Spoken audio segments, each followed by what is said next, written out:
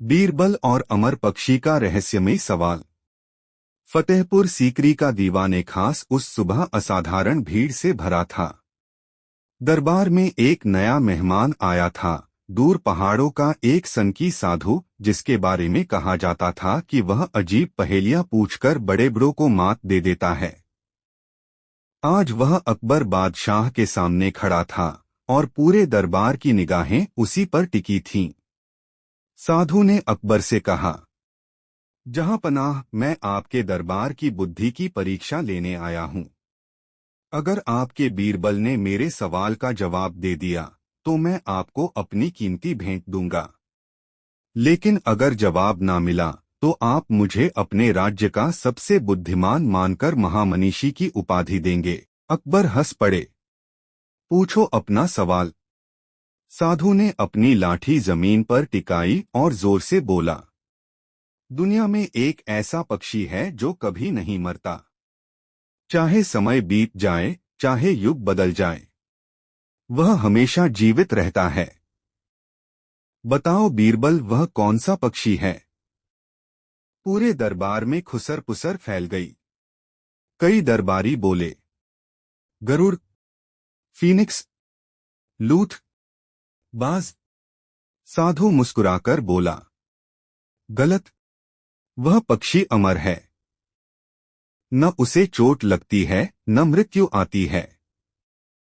बीरबल, अगर जवाब दे सकते हो तो दो, वरना मान लो कि मेरी बुद्धि तुम सब पर भारी है। अकबर ने बीरबल की ओर देखा। बीरबल, यह क्या रहस्य है? क्या सचमुच कोई अमर पक्षी होता है? बीरबल ने बिना किसी जल्दबाजी के साधु की ओर देखा, फिर पूरे दरबार की ओर। जहां पनाह, बीरबल ने कहा, इस साधु का सवाल कठिन नहीं बल्कि चालाक है। उसने जो पक्षी बताया है वह असल में जीता जागता पक्षी नहीं है। अकबर चकित। तो फिर? बीरबल मुस्कुराए। जहां पनाह, दुनिया का वह पक्षी जो कभी नहीं मरता। वह है ज्ञान का पक्षी। ज्ञान न जन्म लेता है, न मरता है। न समय उसे मिटा सकता है, न युग उसकी उम्र घटा सकता है। ज्ञान हमेशा जीवित रहता है। शास्त्रों में उसे पक्षी का रूप इसलिए दिया गया है क्योंकि ज्ञान उड़कर हर जगह पहुंचता है। पूरा दरबार स्तब्ध था। साधु हक्का बक्का रह गया। यह तो मेरे गुरु के ग्रंथ में लिखा था। इसे तुमने कैसे समझ लिया? बीरबल ने शांत स्वर में कहा, तुमने कहा पक्षी कभी नहीं मरता। जीवित पक्षी मरता है।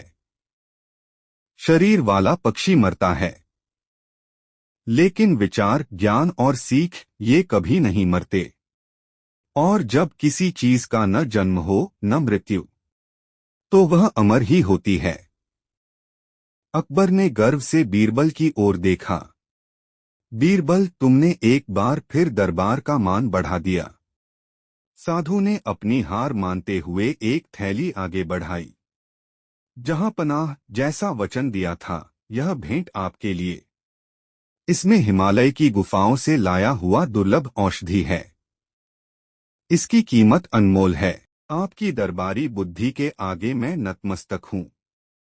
अकबर ने कहा, और महामनीषी की उपाधि? बीरबल मुस्कुराकर बोले, जहां पनाह, वह भी मुझे ही मिलनी चाहिए। अकबर ने हंसते हुए घोषणा की, आज के बाद बीरबल सिर्फ बीरबल नहीं, जगत बुद्धि बीरबल कहलाएगा। दरबार में तालियों की गड़गड़ाहट गूंज उठी और साधु सिर झुकाकर बोला, सच कहा, ज्ञान ही सबसे बड़ा अमर पक्षी है। जिसे पकड़ ले वह कभी हार नहीं सकता। समाप्त। फतेहपुर सीकरी में अगले ही दिन वही साधु फिर दरबार में पहुंच गया। कल की हार के बाद भी उसके चेहरे पर अजीब सा आत्मविश्वास था, जैसे कोई नई चाल लेकर आया है। दरबारियों में फुसफुसाहट फैल गई। वह फिर आ गया। आज कौन सी उलझन लाया होगा? अकबर ने साधु को देखते ही पूछा, आज फिर किस लिए आए हो? कल तुम्हारी पहेली का उत्तर बीरबल दे चुके हैं। साधु ने गहरी सांस ली और बोला, जहां पनाह आपने कल मेरी भेंट ली, पर मेरा अहंकार अभी पूरी तरह परास्त नहीं हुआ। मैं मानता हूं कि ज्ञान का पक्षी अमर है, लेकिन आज मैं बीरबल के सामने एक दूसरा सवाल रखूंगा जो उससे भी कठिन है। अगर बीरबल ने इसका जवाब दे दिया तो मैं न केवल हार मानूंगा बल्कि अपने गुरु द्वारा दी गई एक दुर्लभ वस्तु भी आपकी सेवा में समर्पित कर दूंगा। अकबर ने रुचि दिखाई। तो पूछो अपना दूसरा सवाल। साधु ने आंखें बंद की, फिर दरबार के बीचों बीच जाकर जोर से कहा, अगर अमर पक्षी ज्ञान है तो बताओ बीरबल, वह कौन सी चीज है जो ज्ञान से भी तेज उड़ती है? पूरा दरबार चौंक गया। कुछ दरबारी बोले, क्या विचार, क्या कल्पना, शायद हवा। साधु ने सभी उत्तरों को ठुकरा दिया। नहीं, मैं उस चीज की बात कर रहा हूं जिसकी गति इतनी तेज हो कि ज्ञान भी उसे पकड़ न सके। अकबर ने बीरबल की ओर देखा। बीरबल, यह सचमुच कठिन सवाल है। ज्ञान से तेज क्या हो सकता है? बीरबल शांत थे। उन्होंने साधु की ओर देखकर कहा, जहां पनाह, साधु की यह पहेली गूढ़ जरूर है पर असंभव नहीं।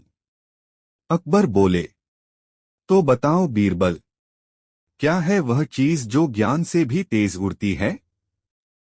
बीरबल मुस्कुराए और बोले, जहां पनाह, ज्ञान से भी तेज उड़ती है मन की दिशा।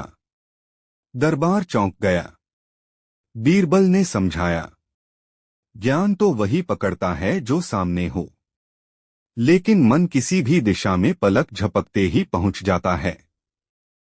मन भविष्य में भी दौड़ सकता है, अतीत में भी लौट सकता है, सैकड़ों जगहों की यात्रा एक पल में कर सकता है। यही वजह है कि मन की गति को न कोई तौल सकता है, न रोक सकता है। यहां तक कि ज्ञान भी उसकी उड़ान से पीछे रह जाता है। इसलिए कहा गया है, पहले मन को साधो फिर ज्ञान आएगा। सारा दरबार स्तब्ध रह गया। साधु कुछ पल चुप रहा, फिर हंसकर बोला, बीरबल, सचमुच तुम्हारा मन ही सबसे तेज है। मेरे गुरु कहते थे, जो मन को समझ ले वही दुनिया का गुरु है। आज तुमने मुझे मेरी ही सीख वापस सिखा दी। साधु ने अपनी कमर से एक छोटी सी पोटली निकाली।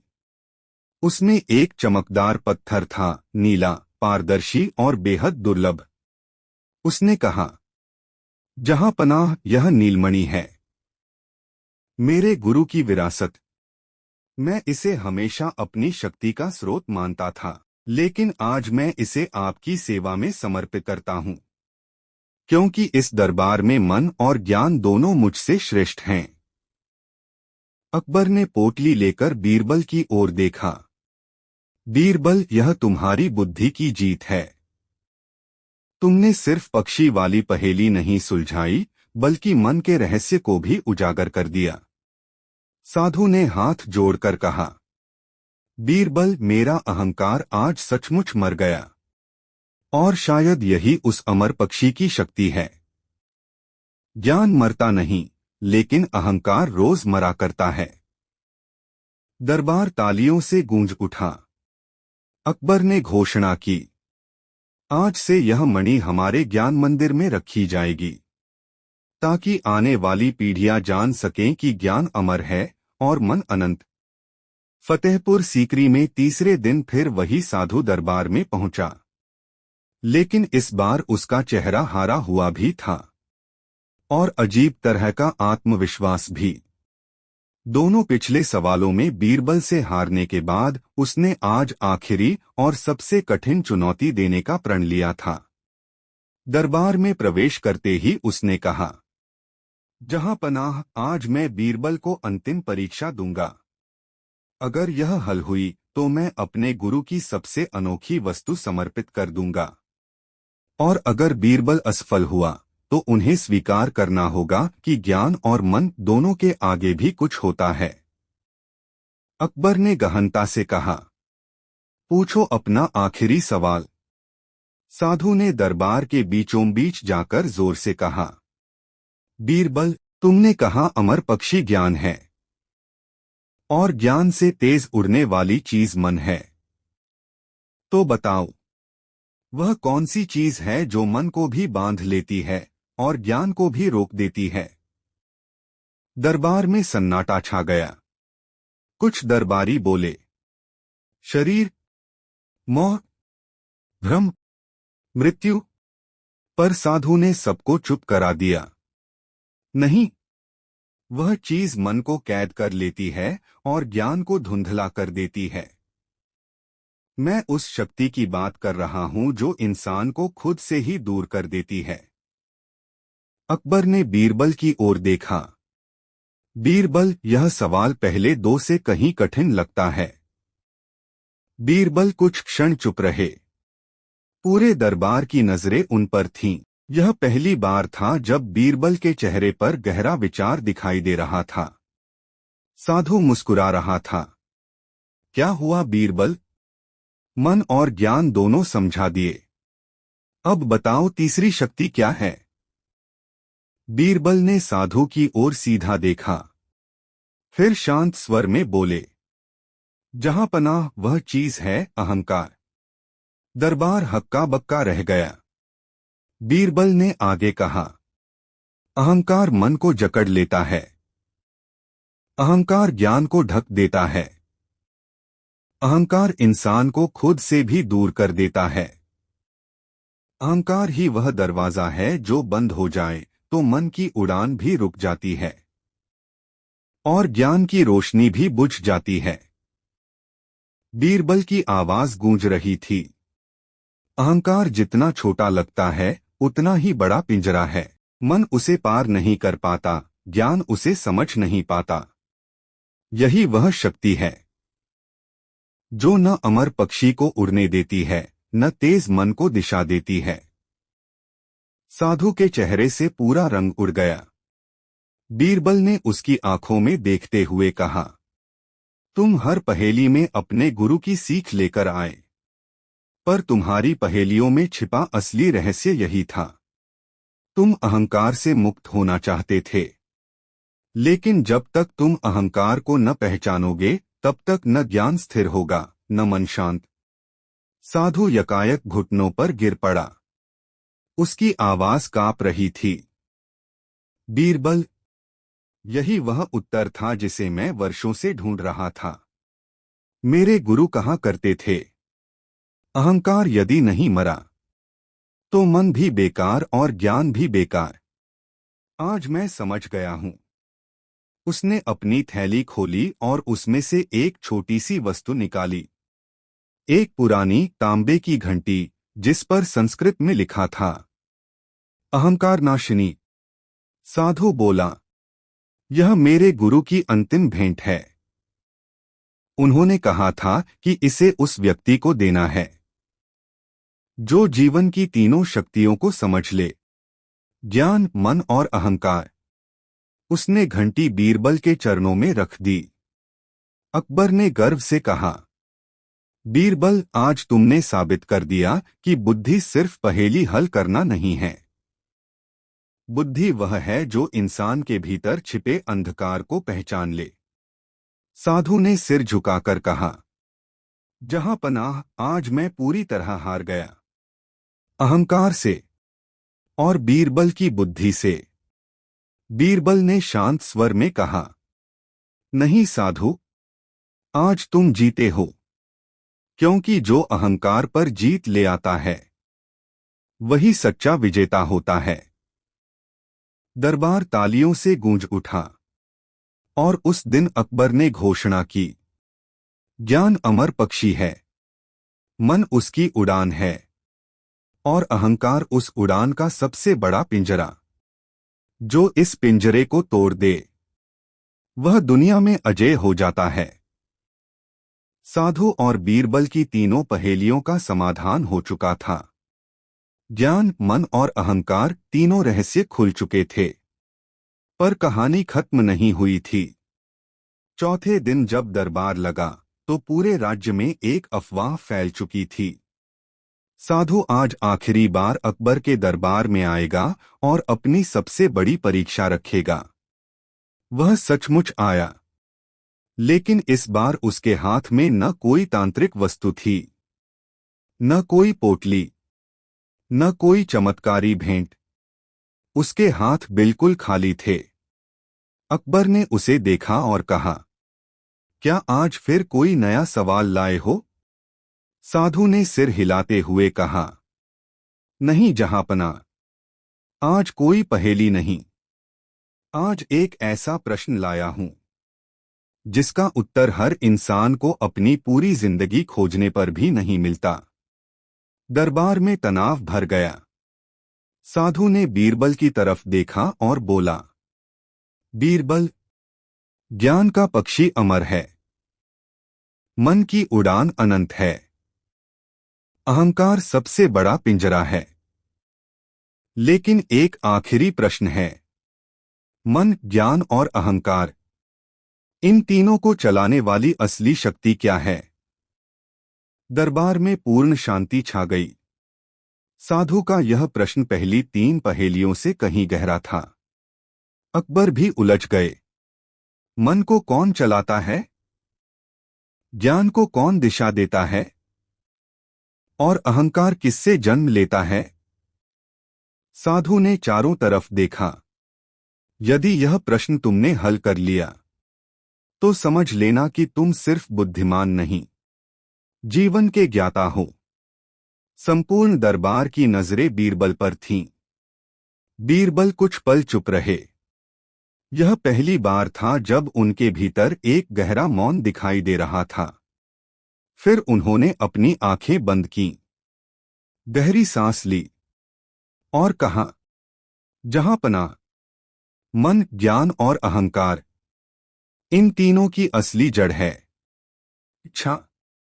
दरबार में हलचल मच गई। अकबर ने पूछा, इच्छा, यह कैसे तीनों को प्रभावित करती है? बीरबल ने विस्तार से कहा, एक इच्छा मन बनाती है। जब इच्छा जागती है, मन दौड़ता है। जहां इच्छा नहीं, वहां मन स्थिर रहता है। इच्छा ही मन की दिशा तय करती है, कभी अच्छी, कभी बुरी। 2 इच्छा ज्ञान की भूख पैदा करती है। ज्ञान तभी बढ़ता है जब इच्छा उसे पाने की हो। जिसमें सीखने की इच्छा नहीं, उसके सामने ज्ञान लाख खड़ा हो, वह अंधा ही रहता है। 3 इच्छा ही अहंकार को जन्म देती है। जब इच्छा सीमा पार कर जाए तो वह लोभ बनती है और लोभ से जन्म लेता है अहंकार। अहंकार तब होता है जब इंसान यह चाहता है कि वह दूसरों से बड़ा दिखे। साधु धीरे धीरे बीरबल के पास आया। उसकी आंखों में आंसू भर आए। बीरबल, तुमने आज वह जान लिया जिसे मेरे गुरु जीवन का अंतिम रहस्य कहते थे। दुनिया में हर भटकाव की जड़ इच्छा है। इच्छा सही हो तो मन पवित्र हो जाता है, ज्ञान उज्ज्वल हो जाता है और अहंकार मिट जाता है। अकबर ने पूछा, तो साधु, अब तुम्हारी अंतिम परीक्षा का क्या परिणाम हुआ? साधु ने विनम्रता से कहा, जहांपना, इस दरबार में केवल बीरबल नहीं जीता, बल्कि आज पूरी मानवता जीत गई है। क्योंकि जिसने इच्छा को पहचान लिया, उसने जीवन को समझ लिया। साधु ने अपनी कमर से एक छोटा सा लकड़ी का डिब्बा निकाला। यह वही गुरुपेटी थी जिसे वह कभी खोलना नहीं चाहता था। उसने उसे बीरबल को सौंपते हुए कहा, यह मेरी गुरुधरोहर है। इसमें कोई चमत्कार नहीं, सिर्फ एक वाक्य है जो मन, ज्ञान, अहंकार और इच्छा सबको जीतने का नुस्खा बताता है। अकबर की अनुमति से बीरबल ने डिब्बा खोला। उसमें सिर्फ एक पर्ची थी और उस पर लिखा था, इच्छा को नियंत्रित करो, नियंत्रण में मन स्थिर, मन में ज्ञान और ज्ञान में विनम्रता, वही जीवन का परम सत्य है। पूरा दरबार मंत्रमुग्ध हो गया। साधु ने प्रणाम किया और बोला, जहां ज्ञान, मन, अहंकार और इच्छा सबका रहस्य खुल जाए, वहां साधु की कोई जरूरत नहीं बचती। और वह शांत कदमों से दरबार से बाहर चला गया।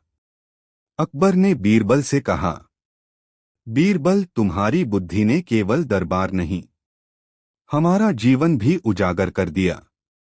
बीरबल ने सिर झुकाकर कहा, जहां पनाह ज्ञान, मन और इच्छा,